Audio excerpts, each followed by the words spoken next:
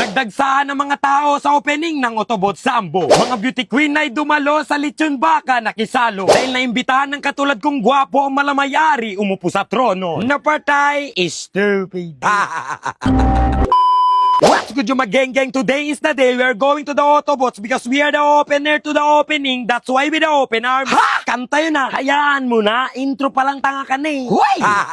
Dahil nga opening nila guys, inimbitahan na naman ako dito para manggatas at mag-video sa kanila. Ang Autobots Off-Road nga guys, meron na silang brand sa Luzon, Visayas, Mindanao. Ang pagkakarinig ko nga, meron din sila sa Qatar eh. Uy, sana all may overseas. Nang lalamang pala sila ng kapatid, iba naman yung ibig sabihin mo sa overseas eh. Tanga talaga. Sorry na. Unggoy.